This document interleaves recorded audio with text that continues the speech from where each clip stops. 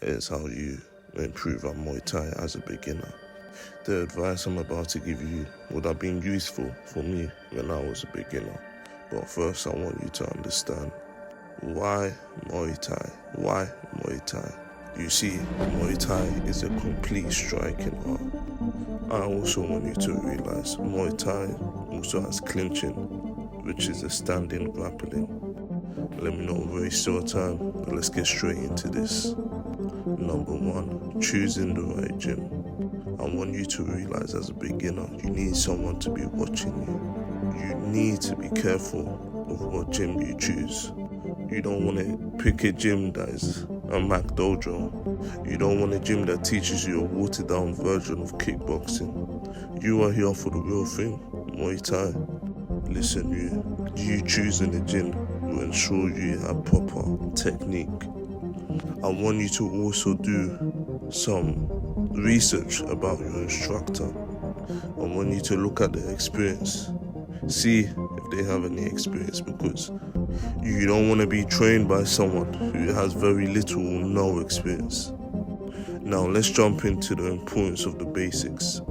You want to get comfortable with the basic moves, then you can move into the flashy moves. Really want to get comfortable with doing your roundhouse kicks, your knees, your elbows. I want to go deeper with you, so let me give you this analogy. I want you to imagine someone who has never played football. He doesn't know the basics, he doesn't know how to pass, dribble, or anything.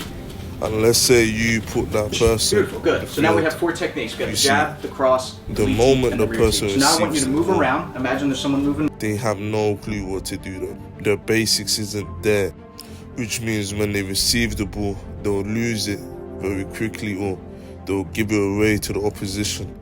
And the same thing I want you to understand with that is with Muay Thai. The same, if you don't have the basics, during sparring, you're just gonna make some bad habits. When I first started Muay Thai, I was exactly like that. You see, I wanted to jump into sparring straight away. But however, I didn't have the basics on lock. So it took me some time, and it might be the same with you. So get comfortable with the basics, alright? Also, your stance and your rhythm. Your stance and your rhythm allows you to defend at the same time, allowing you to be agile and fluid.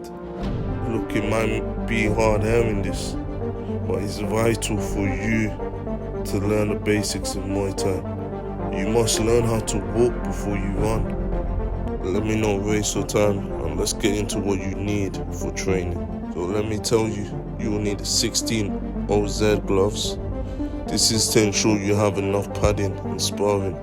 Not that you'll be doing sparring anytime soon. However, without these, you won't be allowed to spar, as like I said, it provides enough padding for when you're punching your opponent. You will need a shin guard and a mouth guard. You see, with a mouth guard, you simply cannot avoid this. Listen, I've seen people with their tooth chipped because they didn't even have a mouth guard. You want to buy a mouth guard unless you're comfortable with paying a lot in dentist fees. But hey, I would advise you to get a mouth guard. Alright, now let me tell you about training.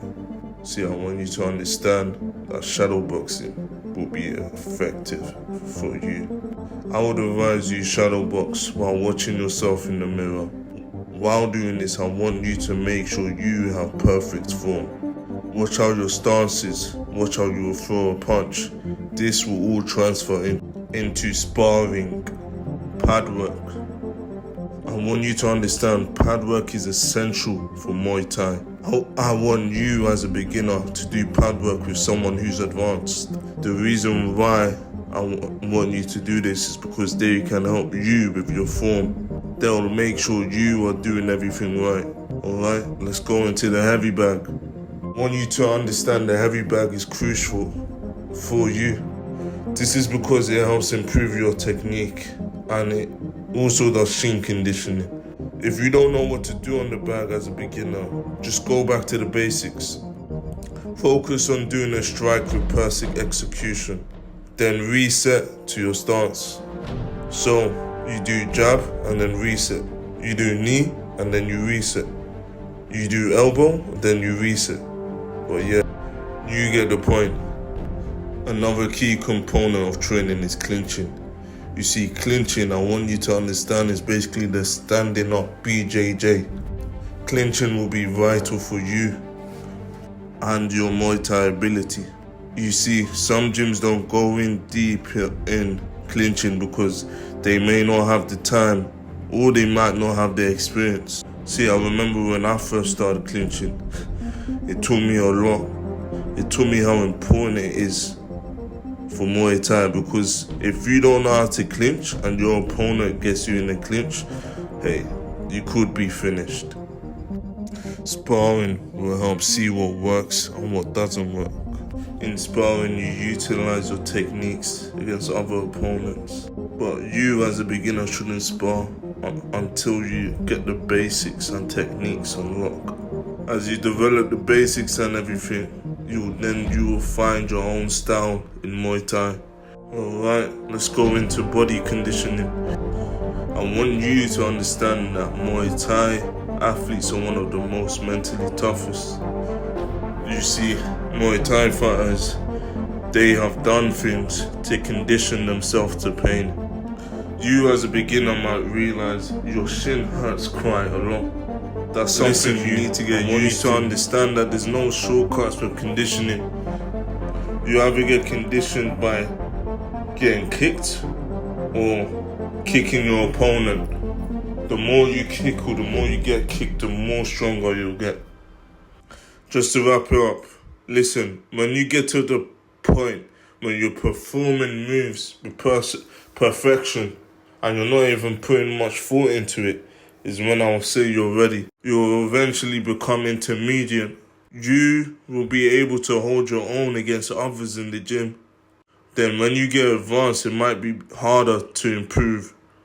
But that just means you need to concentrate more and put more effort in. Thanks for watching. Like and subscribe.